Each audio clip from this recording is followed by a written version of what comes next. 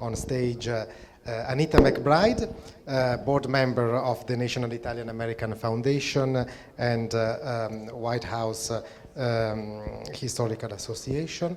Barbara Faedda, to her left, is the executive director of the Italian Academy for Advanced Studies in America at Columbia University, New York, and Lisa Sasaki, Deputy Undersecretary for Special Projects at the Smithsonian Institutions. Thank you very much.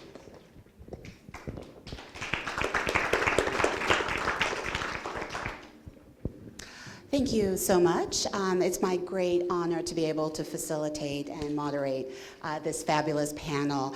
And I would just like to say that you know, the upcoming anniversary it provides an amazing opportunity for us to work across organizations, across fields, between countries, in order to create new collaborations with museums, universities, cultural institutions.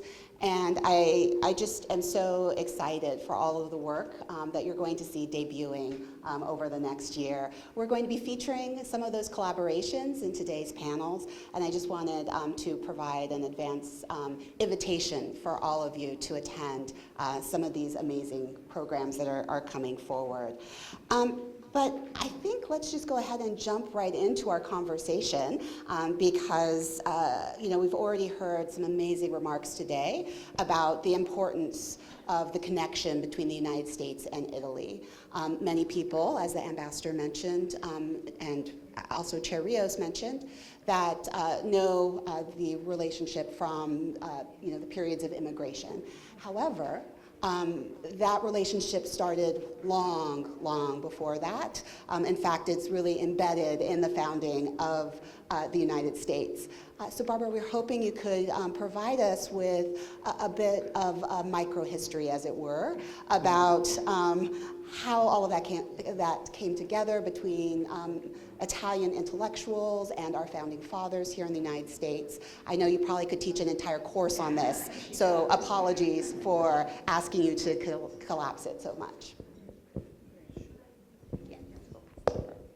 Thank you so much. So yes, this is a great opportunity to remind that even before the big wave of Italians to the US that made a great, wonderful job here in the US, there was another smaller community of Italians who came to the US as exiles, patriots, and who contributed to add Italian books into American libraries, and even before, because speaking of founders, we know the very famous names of Benjamin Franklin, Thomas Jefferson, George Washington. They all had a lot of exchanges, correspondence, letters with Italian thinkers.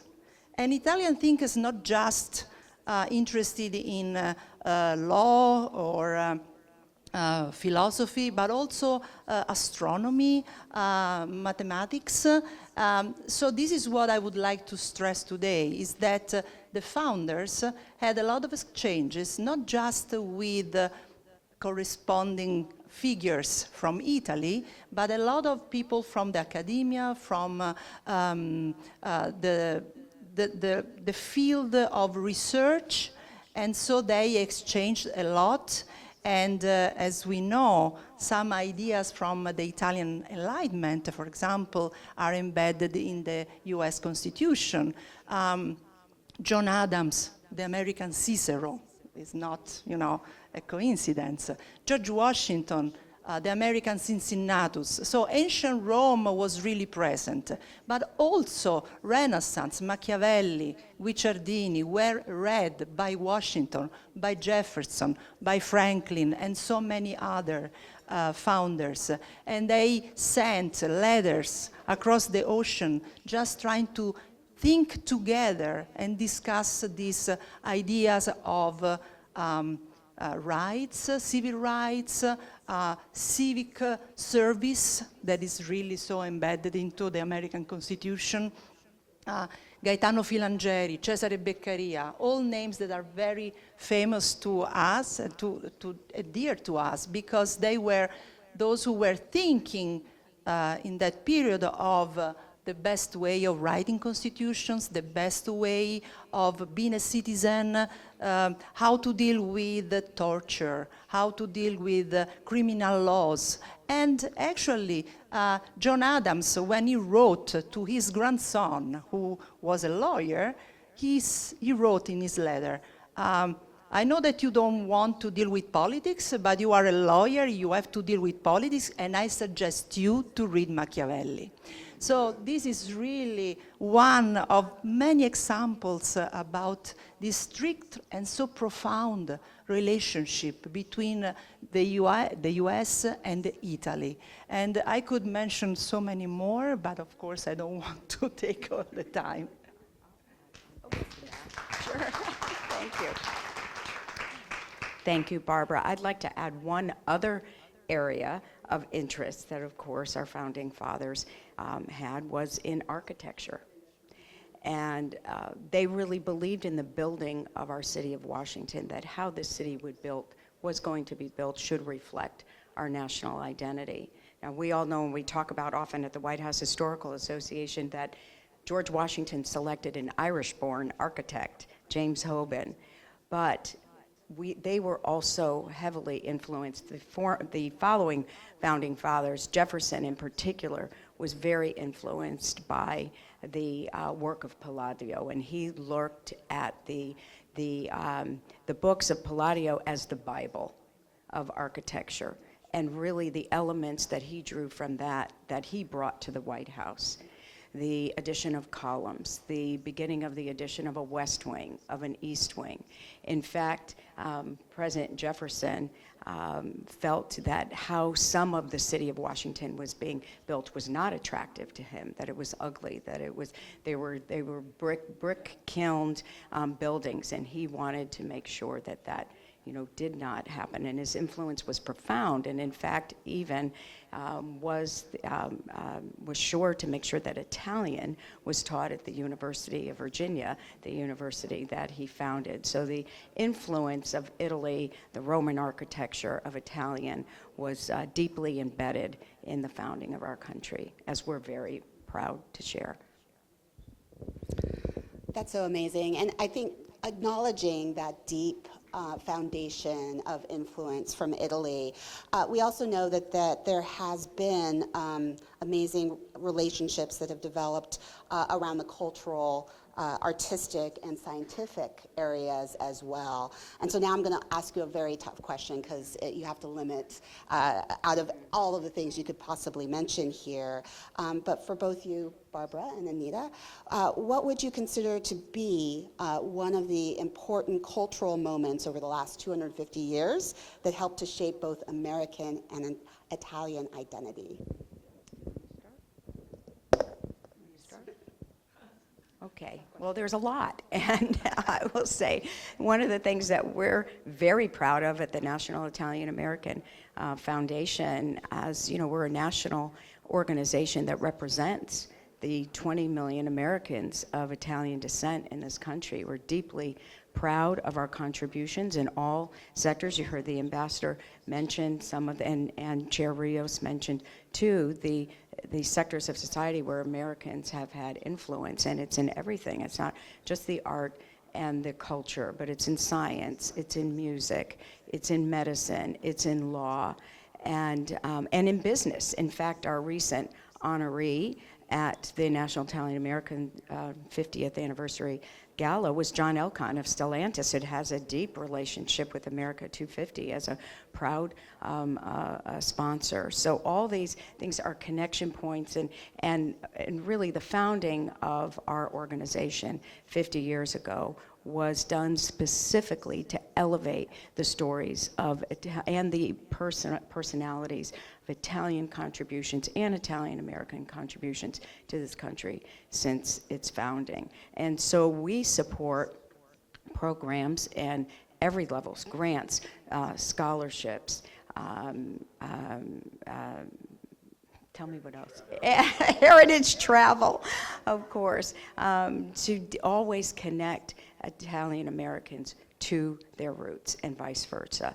This is a cultural exchange that's deep, and I'll have to say also one of the important cultural and educational exchanges between our two countries is about 80 years old now. That was the part of the Fulbright Scholarship Board, of which I was really delighted to be a member of the board for 11 years through 3 presidents, George W. Bush, President Obama, President Trump.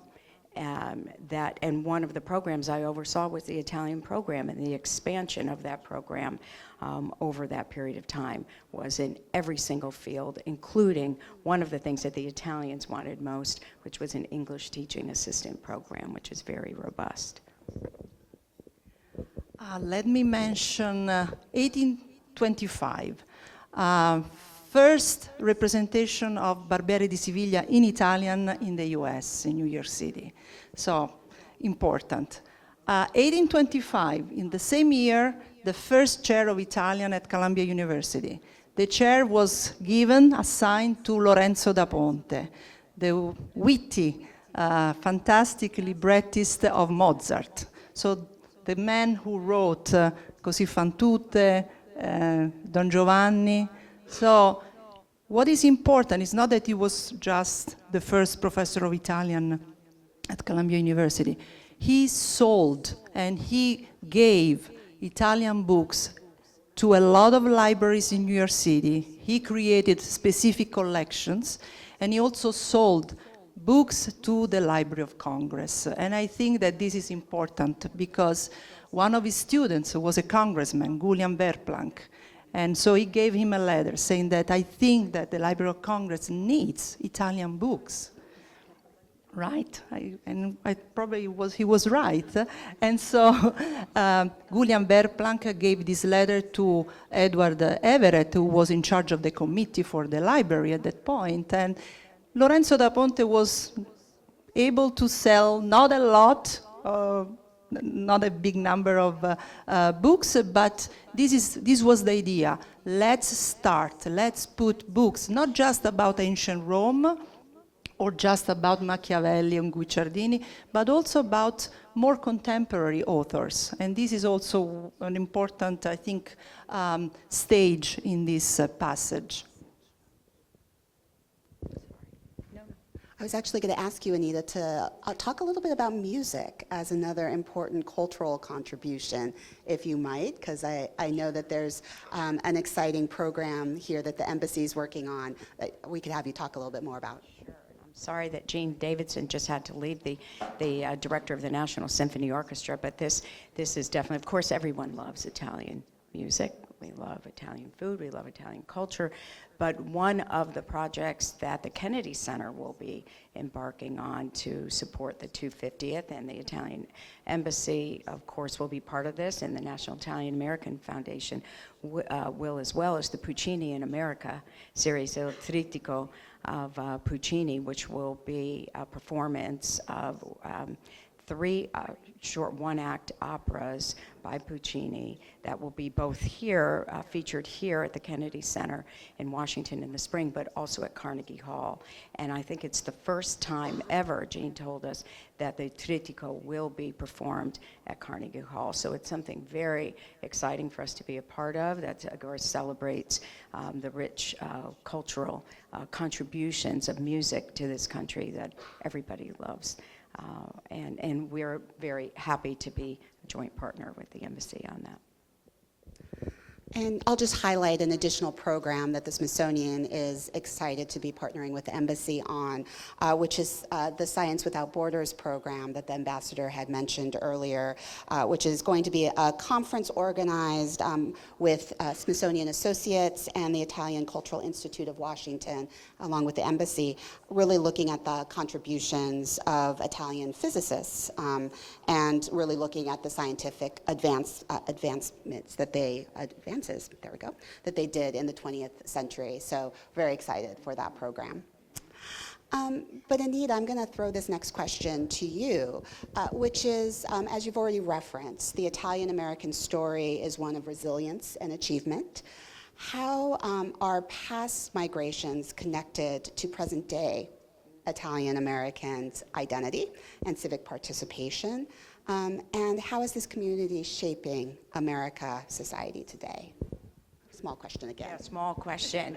But I think any visitor that are here that are, of course, children of immigrants to this country feel the profound, importance of continuing to support the heritage that our forebears brought to this country and building this country. You've heard that reference today in everyone's remarks. So, I'm product of immigration. John Cavelli, Robert Allegrini, all of us that represent the Italian American Foundation, and this is an important aspect of what we do to strengthen the bilateral relationship between U.S. and Italy, but to really uphold what the sacrifice and contributions that immigrants have made to this country and the things that they continue to do. This is not just in the past. This is always forward-looking, and I think together we're trying to highlight all of those examples. I did want to mention one thing in our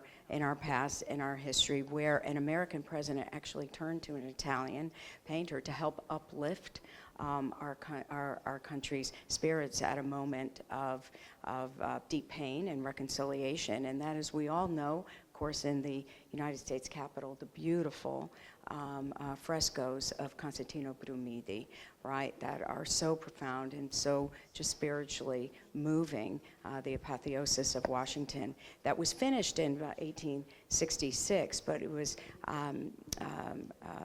President Ulysses S. Grant, after the Civil War, who called on Constantino Brumidi to paint two paintings, frescoes, for the White House, for the entrance hall of the White House, that depicted union and liberty at a time of reconciliation of our country after the Civil War. And those two paintings were proudly there for many years until there was a renovation at the White House. This is before there was a White House Historical Association, before there was a curator that could protect the collections of the White House, but they were removed.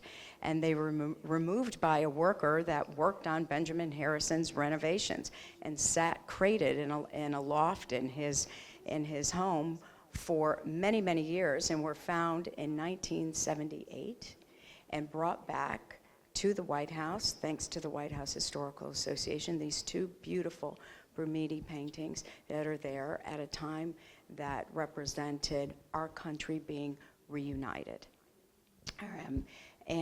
So those are now in the garden room of the White House, that every president of the United States since 1978 passes by that every single day on the way to the office and on the way back home. So I think that is an important sense of pride for Italian Americans to know that those paintings are there representing a critical time in our country. I also want to say the most beautiful portrait, I think, that's in the White House collection of any First Lady is of Julia Tyler, that was painted by an Italian artist as well. So. And there's a program related to the First Ladies, right? Would you like to say a little bit more about that program for Women's History Month, correct? Oh, yeah, oh, sure. So this is really wonderful, thanks to the Italian Embassy, who has done a translation of a children's book called First Ladies Make History, published by the White House Historical Association. It's one that I co-wrote, actually, with my daughter, and they will be featuring it as part of a Women's History Month project at the Historical Association. Will be hosting schools in the elementary schools here in the District, Maryland, and Virginia, that are schools that are teaching Italian. And that's an important thing that we also are engaged in, is protecting and teaching and furthering the study of the Italian language. So yes, we're going to incorporate Italian language, women's history, literature, the White House Historical Association, all in one package for the 250th. Sure. I always like to mention a very brilliant educator, Italian-American, Lenore Cavello, who graduated from Columbia in 1911, and his book, a sort of memoir, he wrote a quite sad story, but I think it's very significant to us today. He wrote that in order to graduate, he had to major in French, and when people asked him, but why French? You are an Italian American. He said, because at that time, Italian was a language that had to be forgotten. So I always mention this episode also to my students, because this is what the Italian American community made after the group of intellectual, the elite that I mentioned before. What the big waves of Italian American did was incredible. They made Italian the fancy language, the beautiful language that everyone wants to learn today. So now in the Italian departments in the US, we don't have just, students with a grandma from Italy or a great-grandmother from Italy. They want to. No, we have a lot of students from all around the world who are eager to learn Italian, and also, what Italy is, contemporary Italy, the made in Italy, and so on. So I think that this is an important link that needs to be reminded, that people like Leonard Cavello, a son of Italian immigrants to New York City, decided that something needed to be done. And in fact, as an educator, he was very brilliant also in defining a sort of educational strategy for children of immigrants. So I think that he really always deserved a mention. Thank you, Barbara, for that. And it's actually a wonderful segue to my next question, which, Anita had already mentioned reaching out to young people, and you work with students and young people all the time at Columbia University. So what do the younger generations of Italian Americans and Italians seek in their connection and in this sort of shared heritage of the histories that we've just all been talking about? Thank you. Of course, I continue my previous explanation of what students search when they take a class in, of course, I teach classes on contemporary Italy or, relationships between Italy and the US, and there are, of course, instructors of Italian language. And these classes are always full, and as I was saying before, not just of children from Italian or Italian American families. In my class, I always have a lot of students from Asia, Japan, Korea, China. They are eager to know, they are eager to learn. They want to be prepared when they will travel to Italy. And so this is also, I think, an important connection to the idea of a good tourism to Italy that is more that brings more awareness, cultural awareness, and this is, I think, the duty of educators, is to prepare this kind of young generations to deal with the Italian culture with an awareness, a cultural awareness, with respect and with knowledge.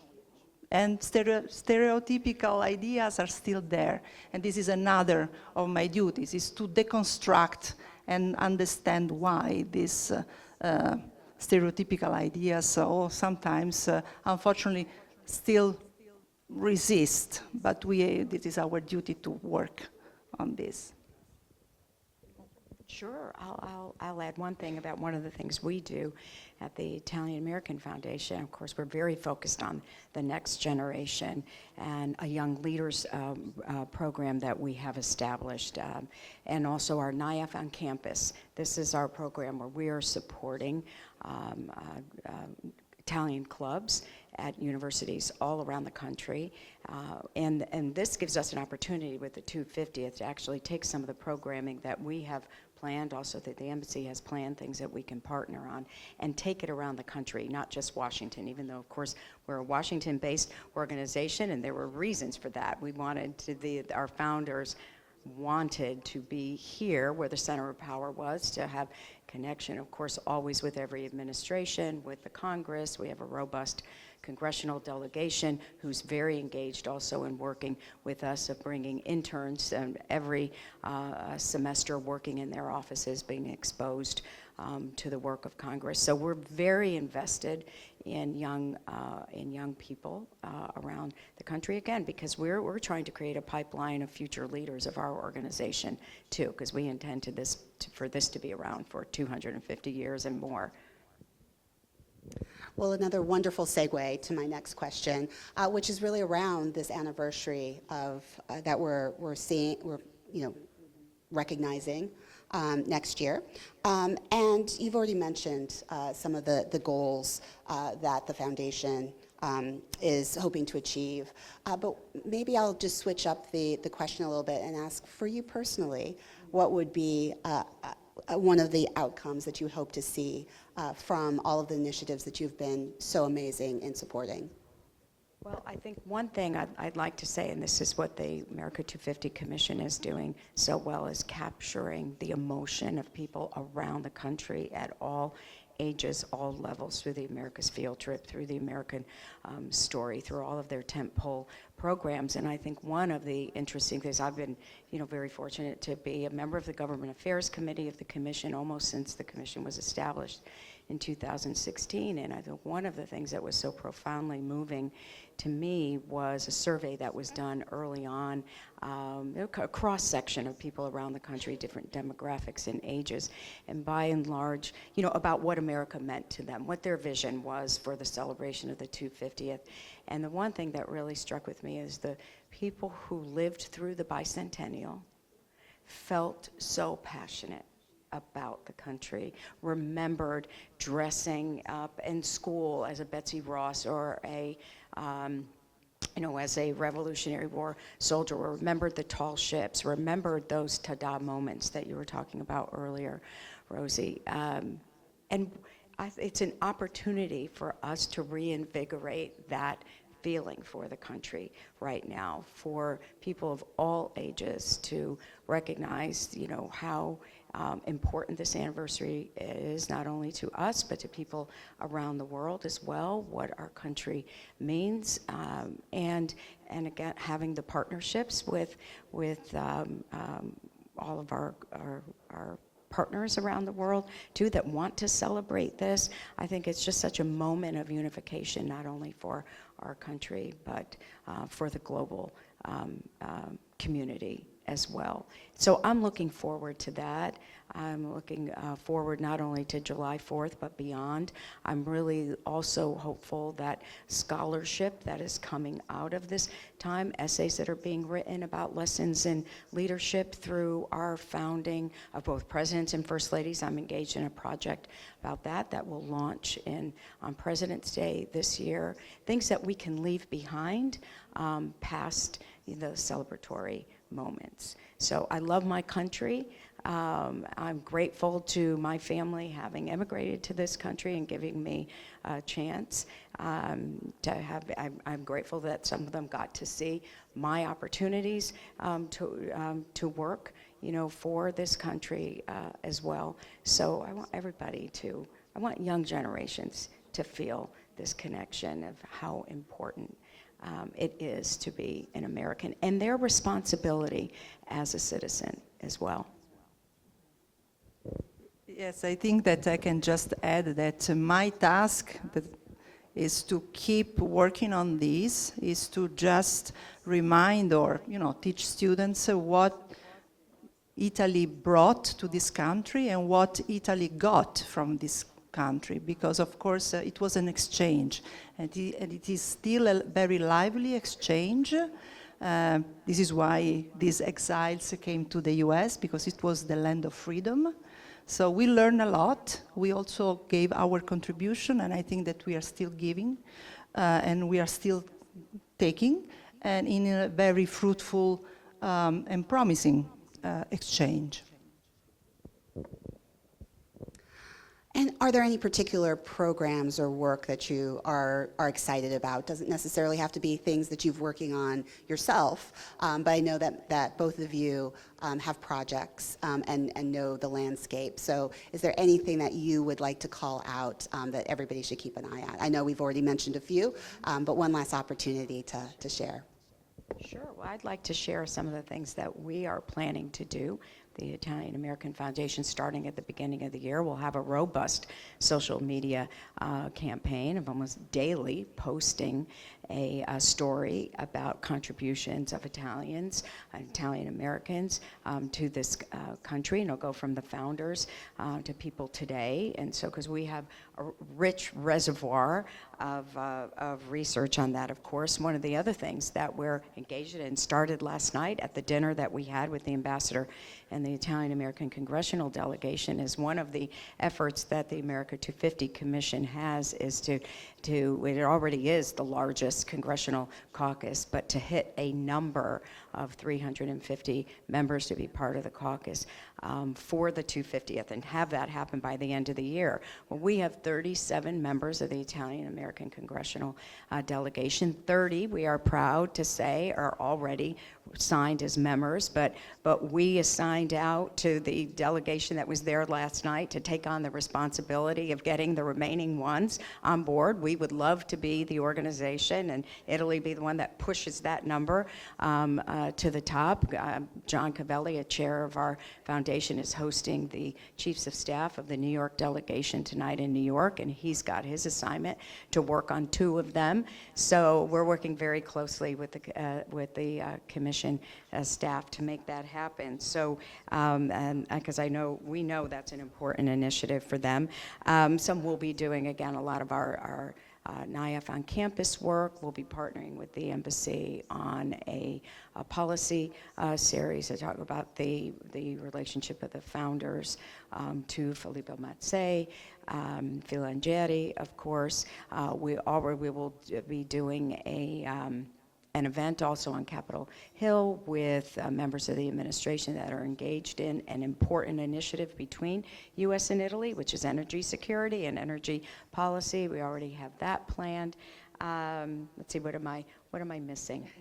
I know we have about 10 points, but we will continue, of course, to look for opportunities. And from the White House Historical Association side, too, we're very vested. We did an amazing symposium a number of years ago about the influence of Italy in the United States, so we will refresh some of the materials from that, hopefully to republish.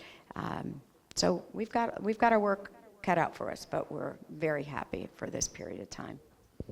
I am very excited to see initiatives on science because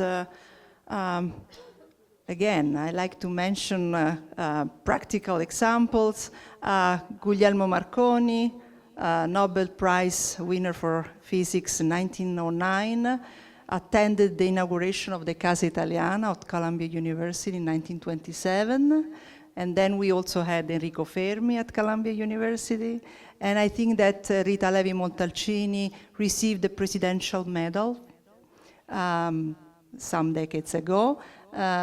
We have a lot of wonderful researchers and scientists from Italy or, Italian-American scientists who share Italian heritage. They are very brilliant.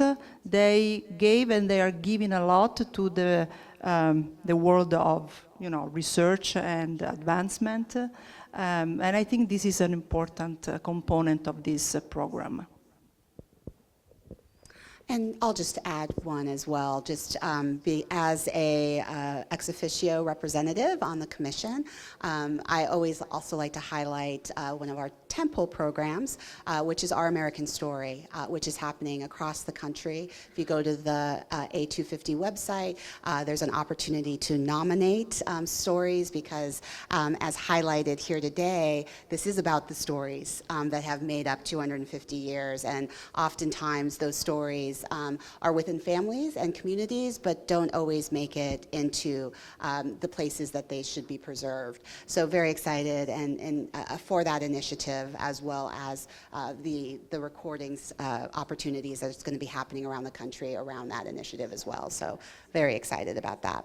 I know that we're almost out of time, but I wanted to finish with one final question for both of you, which is if you could highlight one message audiences, communities should take away from these celebrations about Italy and U.S. relations, what would that be? have to end with another hard one. Go ahead, Barbara. Get started. I think that we have 250 years of a long series of examples of productive and fruitful friendship and collaboration to solve or to deal with big issues that affect all human beings. And I think that we should build on this.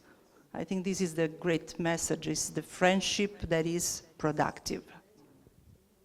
I think I'll add to that too. We have a very strong foundation to be building on, right? And we should always be looking towards the future. Every country should be doing that, but we feel very proud that the structure is there, the stories are there, the examples of resilience, of contribution are there that hopefully are and should be inspirational for generations to come. So it's an exciting time, I think, an exciting time for the country. It's an exciting time for the relationship between the U.S. and Italy. You know, Europe is important to America. Italy is important to America. Italy matters in this country, and every single community in this country is touched by the contributions of Italians and Italian Americans, and this is just a profoundly exciting time to be highlighting that. Well, I would like to have you all join me in thanking wonderful panelists today. Thank you so much to the Ambassador, Chair Rios, for inviting us here this afternoon. And we hope all of you will come to and participate in the America 250 events that are coming up in this upcoming year. Thank you so much. Thank you.